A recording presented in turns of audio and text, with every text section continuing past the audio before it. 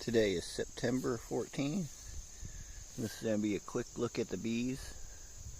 Later on we plan on coming out and feeding them. So this is hive 1. Here's hive 2. Hive 3.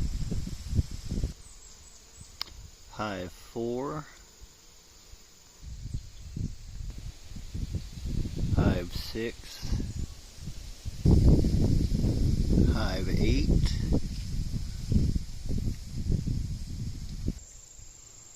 Hive 10.